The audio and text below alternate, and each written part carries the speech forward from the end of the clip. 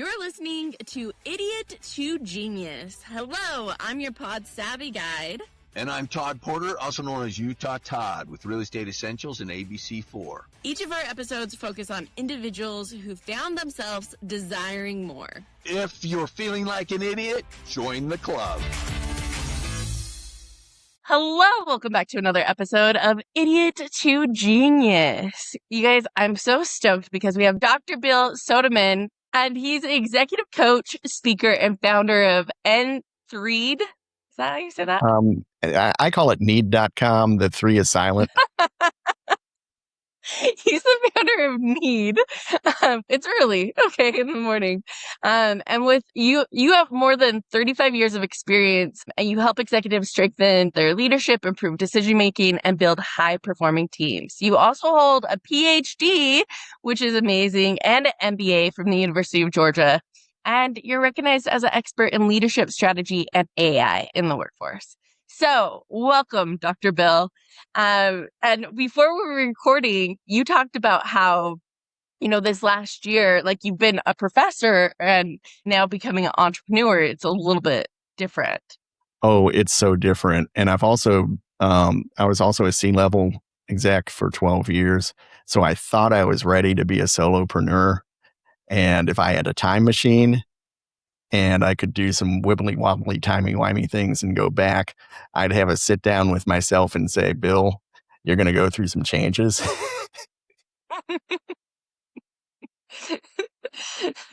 I love it. Well, okay. So like what advice would you give yourself then, starting out? Because I think that like being more fresh with it gives experience for other people who are starting. I think the biggest advice I would give myself is to make sure I do the hard work every day and not kick the can down the road, because it's too tempting as a solopreneur to go for the shiny pebble and say, oh, I'm busy, but am I doing valuable work that drives revenue? And looking back, I could easily see that, yeah, I was busy, but I could have spent more time, doing lead generation and setting up an online community, which I'm actually in the final throes of doing right now. It'll be an online coaching community, and I should have launched it earlier, but I'm glad I'm doing it now. So, the biggest advice I would give myself is just get the hard work done, grit your teeth and do it. I have regular talks in the mirror with my boss. And sometimes I ask him, what are you doing? I love that. The regular talks in the mirror with your boss. I want to pick your brain on, like this 35 years of experience where, you're helping people with leadership and improving their decision maker and building high performance teams. What do you feel like most leaders, as you've worked with them over these decades, like, are there pitfalls, I guess? Oh, yeah. Yeah. It's really easy to go into firefighting mode as an exec. And for a lot of people, that's their comfort zone. They got promoted because of operational excellence. So again, it's the shiny pebble and the thrill of doing something that's urgent or solving a internal or customer problem. But it doesn't really help team building for an executive to leap in and be the hero. It's always important to give the team opportunities to learn, especially with executives. One thing I work on in my coaching practice, as well as my teaching, is building in what I call strategy time, to think about how what we're doing now affects the long term and whether the steps we're taking really support the personal and organizational strategic plan. I separate those two because, of course, the organization's got its strategic plans. My doctorate's in strategic planning, so I'm always, going into long-term mode. But individuals need their own personal strategic plan. And that strategic plan needs to be in alignment with their organization's strategic plan. Otherwise, they're in trouble. And that's one pitfall I see with leadership when it becomes misaligned with between the personal and organizational strategic plans. What you're doing doesn't follow with what the organization's plans and values are. People can tell, and teams will start to disengage because they're wondering, what's Bill doing? The company's got this strategic plan and we should be doing something, but Bill's all into AI, for example. And how is that driving value? Maybe I've got some hero projects going on with AI, or I've picked up the next shiny pebble, whether it's Claude or something else, and said, let's try this. Let's throw spaghetti at the wall and see if it sticks. That's such an interesting way you said it too. Throw spaghetti at the wall, because you just see that. That's exactly what was coming to my mind as you were describing it. Is throwing that spaghetti at the proverbial wall, and there's really, and people pick up on the fact, the energy level, pick up on the fact that it's not a commitment. I guess that's the way to put it. This is not a commitment. This is just a spaghetti at the wall. This is just a temporary change. And next week or next month or whatever, it's gonna be something completely different. And Mm-hmm. and, and there's no real commitment to achieving X, Y, and Z of whatever that is. Do you agree? Do you see that a lot?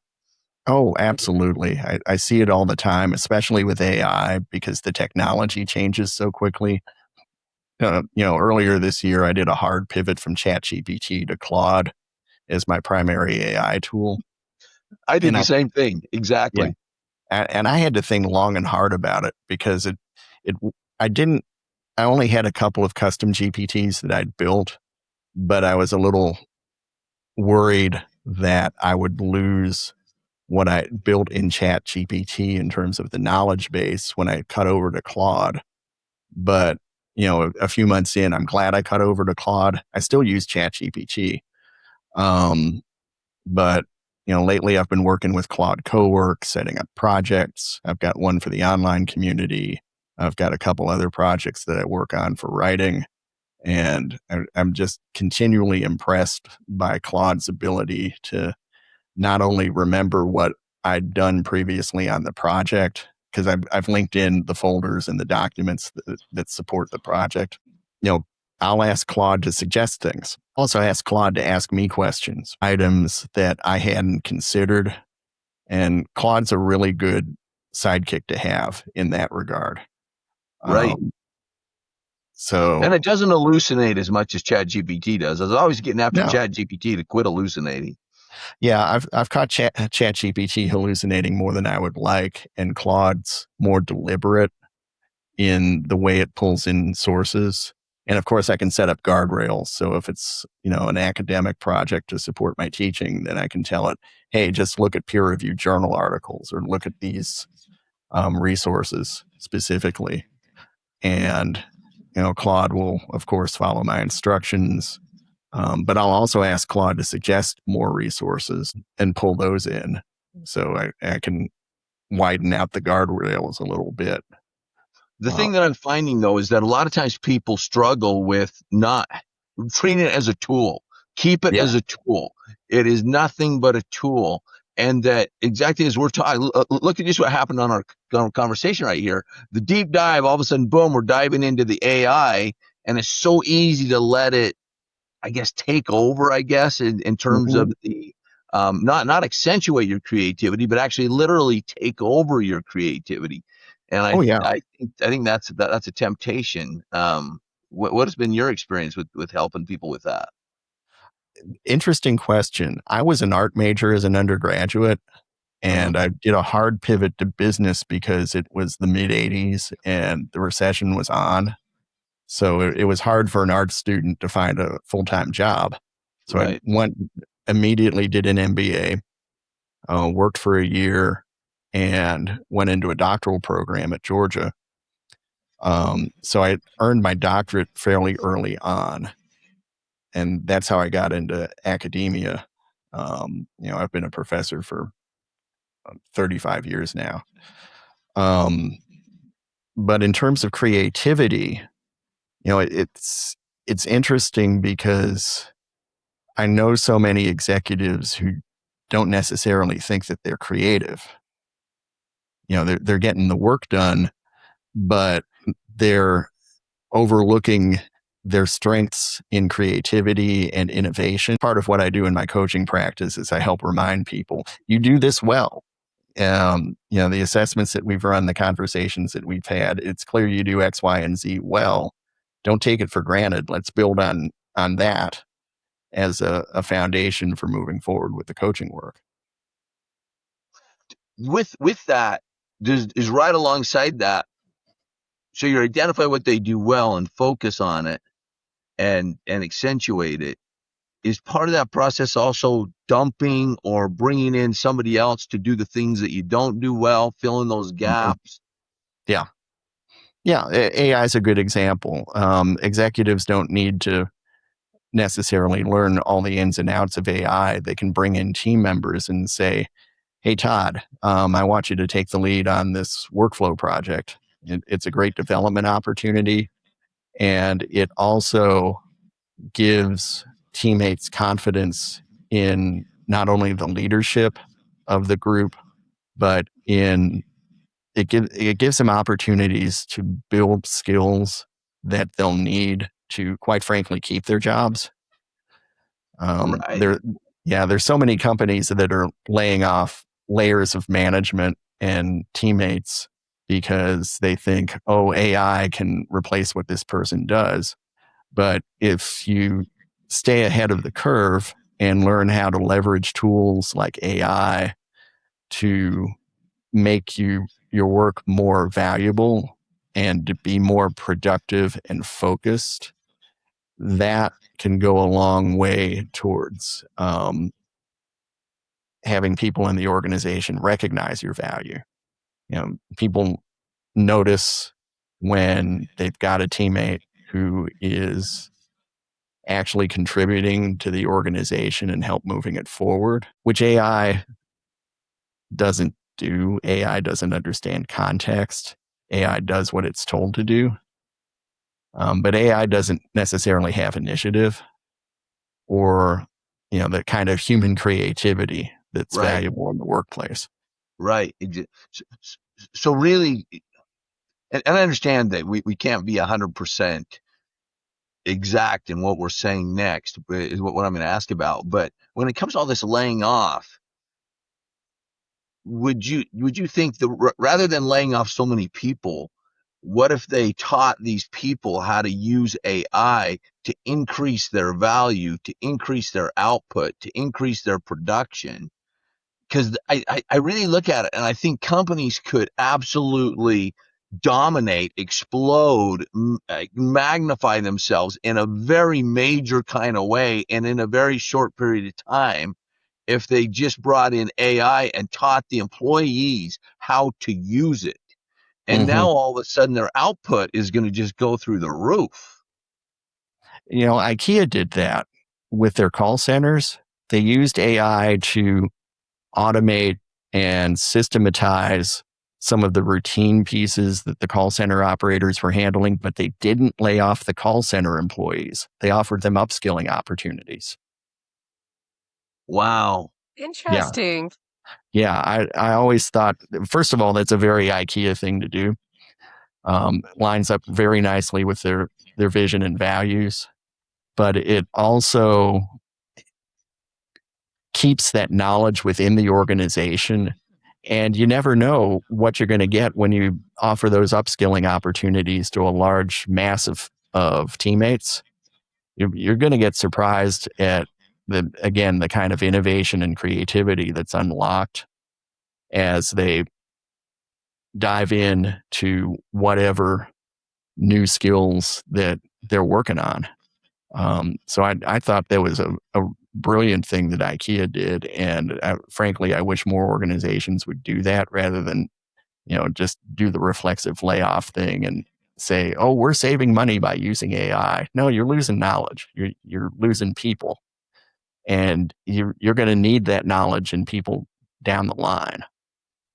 Right. It's short-term gains and it's FOMO. It feels like we're keeping up with our competitors, but it cuts the legs out of the organization. Right. Yeah. And you also, I would think that you would also end up with a lot of loyalty in the sense of when people, because when you're teaching them AI, they also see what's happening in the world and that everybody else is being replaced, so to speak, and their jobs are going away, to where you're coming in and you're showing them, look, this relationship is more than just this business. It becomes more personal, I think. I mean, wouldn't you think? Yeah, it definitely helps increase employee engagement. It gives teammates confidence that their role in the organization is not only ongoing, but it's valuable, especially as they take up those upskilling opportunities. Um, and upskilling isn't easy. I've been through that myself several times. I've been in the information systems game long enough that I can remember hand coding my own HTML for Netscape. Woo! Yeah. Yeah, good times, good times. And I still reflexively hand code some HTML from time to time if I'm not happy with what WordPress is doing or I need something simple. But we've been through this with Web 1.0, Web 2.0, the cloud, AI, and the companies that were successful in implementing these technologies added people, and they added skills and knowledge to the organization. They didn't let people go. They showed loyalty on the organization side and a belief that we can succeed, we can get better, we can drive value for our customers and stakeholders and value for the organization by taking on some heavy lifts and some BHAGs. I mean, here's your involvement in these organizations and in the growth and the changes that are happening and so forth. Where do you see AI going? And I understand nobody has the crystal ball. I mean, this is a completely revolutionary experience that we're involved in history right now before our very eyes. From your standpoint of view, do you think that the overall job um, um, number of jobs is going to significantly drop, and that we're going to have to change our economic structure, or where do you see things going? Well, I hope the number of jobs doesn't drop. And that's, partly from a selfish viewpoint, because if there's fewer managers and executives, there's fewer clients for my coaching services. But, Right. From a societal standpoint, it definitely is not good to hollow out the organization. Even when artificial general intelligence is achieved, we're still going to need people in organizations. There's no question in my mind about that. They're going to be performing higher level work, and they'll be leaning in on AI and AGI as well as other tools to get that work done. In the years that I've been using generative AI, it's hard for me to think about how I would go back to the good old days and not have AI at all and have to do all the writing myself, have to do all the research myself. Right. AI with the right guardrails is a good time saver. It's actually for me, it's a force multiplier. And I think that's where organizations are going to see the value from AI, is that multiplicative effect where it just makes the employees more effective and gives them the opportunity to do higher value work that not only drives their personal careers, but contributes to the organization. Man, Yeah. I feel like this conversation on AI, like, it's very enlightening in so many aspects. But the number one thing I'm taking away from it, guys, I'm still using ChatGPT. I didn't realize Claude is all the rage. So I'm going to be switching. And I like what you said, Dr. Bill, that like that at first you were hesitant to switch. I think a lot of times with new AI, it's like, well, I've already put this work into stuff. And so I think that attitude of like looking for the new stuff and being like, I mean, just with podcasting, if I would have stayed, I had the ego that I was like, oh, I'm such a great editor. AI can't do as great as I. Mhm. And then I found different platforms and I was like, oh my gosh, this is amazing. Why was I trying to do it all myself? So Oh yeah. anyways, so I love that with this conversation. I want to switch gears a little bit and go back to, you said your PhD is in systems, Um, like an Information organization systems and strategic management. and strategic management. Okay. So with strategic management, why is it that you feel like, um, I think that oftentimes, like with a team, and this might be a personal question because right now we're trying to implement changes, right? Like we're trying to implement a different direction for our company, but it's hard sometimes getting everyone on board. And what have you seen like helps with that? Yeah, there's those pieces of storming and norming that are so important in change management. And it sounds like there's some storming going on right now as folks overcome their fear, uncertainty, and doubt about new directions. And people aren't, I wouldn't say they hate change. That's an easy line to put out there, but people are skeptical about change. And especially the way the economy's been going with layoffs and revenue shortfalls, it it weighs on people's minds. Um, so when we talk about change management, it's got to be more than change for its own sake. It it's people need to know how those changes will benefit them and what opportunities it presents, whether it's upskilling with AI or having more opportunities to work from home. We've got this horrible movement of return to office, which for me is partly an ego play by executives. You know, we'll tell the employees they've got to come back to the office 3, 4, 5 days a week. Um, and some people want that environment. Other people legitimately need the flexibility to work from home, either hybrid or full time. So why would you lose members of the organization who want the hybrid or full time work simply because we're calling them back into the office? It's a horrible change management practice to just say, oh, we're going to do this now. CEO says that he needs to see more faces in this expensive real estate that we're renting or we own. That's not a good reason to bring people back to the office.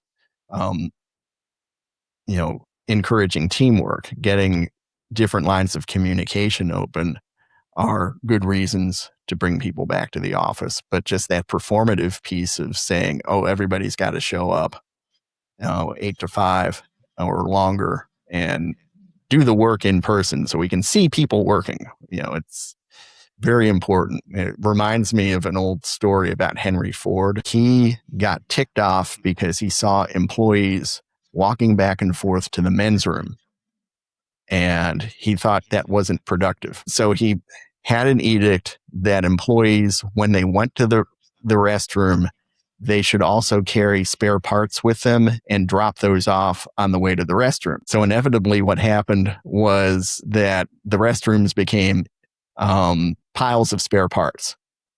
So that if you went to the restroom, you could at least be carrying spare parts out of the restroom and look like you were following orders. Never heard that one Interesting. before. Yeah. Yeah. That is interesting.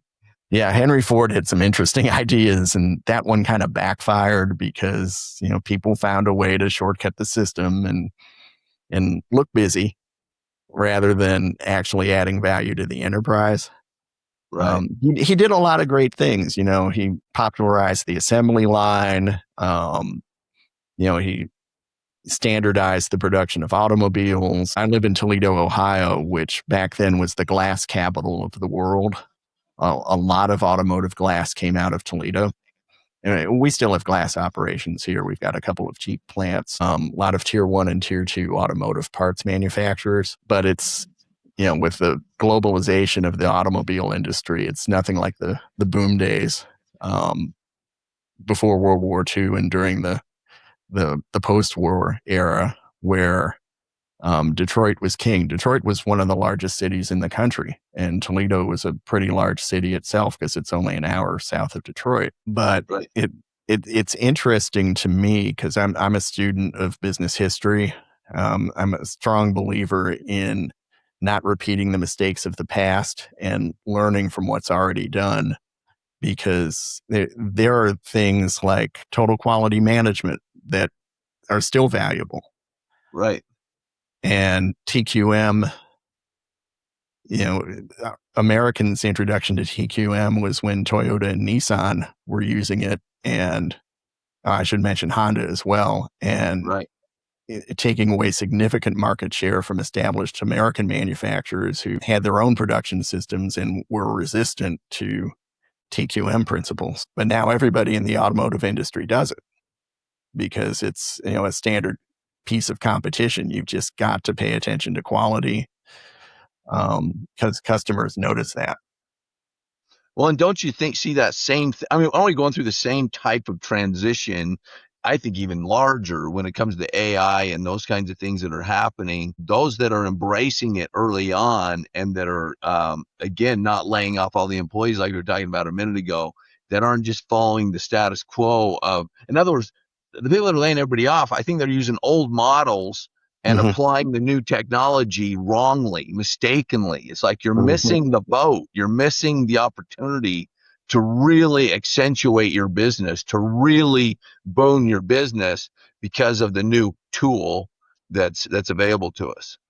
And that goes back to Steph's question about change management. It's an opportunity for continuous improvement, which I strongly believe in.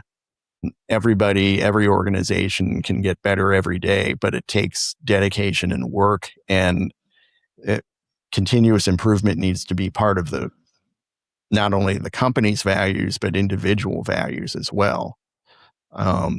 Especially now, because, you can see organizations that are great examples of companies that did amazing work, and now they're just sort of getting by, or they're getting run over by their competition because they, didn't plan ahead and think about how their systems and the way they operate need to be updated. There's something to be said for agility and flexibility. Wow. Wow. And well, and isn't that agility and flexibility, aren't those traits that are just repeatedly throughout all of business history, the fundamentals, like you have to be willing to adjust, change, embrace new technologies and new modes of operation and so forth. Yeah. Ford's a good example of that. They're building their own battery plant. Even when they lost the government subsidies for the battery plant, they still went ahead and did it because Ford's reimagining themselves as a power provider on top of being an automotive company. Because if you've got an F-150 Lightning pickup truck, you can plug that into your house when the power goes out and use it as backup power. Electric vehicles, at least in China, can feed back into the electric grid so that they're not reliant on fossil fuels and coal to generate electricity. They can take that power reserve that's in people's cars, available from people's homes, and use that to do not only some cost savings, but to help the environment. And Ford's seen that. But at the same time, the CEO of Ford readily admits that Chinese electric vehicles are far advanced from what American manufacturers offer. And I've got an electric Ford Mustang. I love it. But when I look at YouTube videos of Chinese vehicles, it's just night and day. There are Chinese EVs that can get a full charge in 10 minutes, where, Wow. it will take a few hours to charge up the electric pony. Right. And it's just showing where, well, since we switched, as an example, as we switched over to Claude and we started using Claude more and more, I'm seeing ChatGPT is improving exponentially. It is getting better. Everybody was saying ChatGPT is dead. Claude is the new rate. ChatGPT is not dead. It's just improving, and that continual improvement is the key. Right now, the Chinese, as you're saying, they're kicking our heinies as far as the technology and everything else for the EVs. But it's just a matter of, I mean, we've seen it throughout all of business history. When the American all psyche says we're taking this on, there's nothing even close to what we can generate, what we can do when it comes to that. Yeah, so many missed opportunities with green energy and electric vehicles in this country, because it really is essential for just our international competitive stance that we become more flexible with the kinds of innovations we're willing to put out there in the marketplace and see whether or not customers accept it. I love having an electric vehicle because I don't go to the gas station. So I do pay attention to the pump prices as I roll by and go, I'm glad I'm not paying that. Right.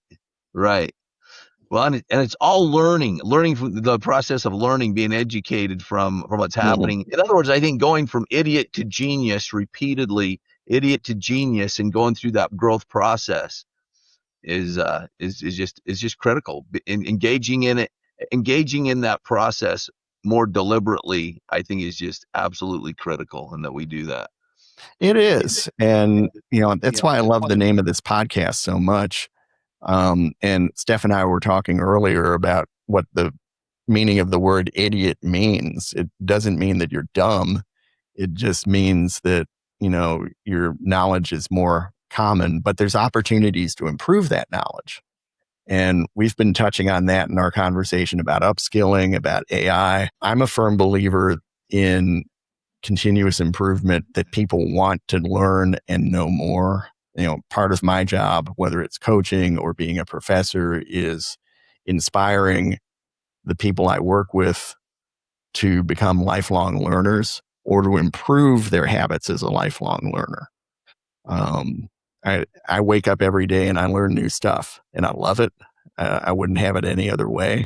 Why be stagnant when there's opportunities to learn about AI or learn about a new business model that could help you as an entrepreneur to generate more revenue and make your business more fulfilling and more exciting. Well, thank you, Dr. Bill, for sharing your wisdom with us. And if you guys want to join his online community, I'm going to have his information in the show notes. Excellent, Dr. Bill. And that leads us right into idiot to genius. It's when the individual right to fail unleashes the unlimited potential to succeed. In summary, it's called freedom. Yes, exactly. And I'm glad I had the opportunity to pivot from working for somebody else, which was my full career, was being an employee, until I became a solopreneur. Now it's all on me. So yeah, there's that risk of failure, which I reflect on daily. But I don't dwell on it. While there is some risk, there's the opportunity for success. I always feel that I'm 3 feet from gold. And, that inspires me to just dig in and keep working at it. It's awesome.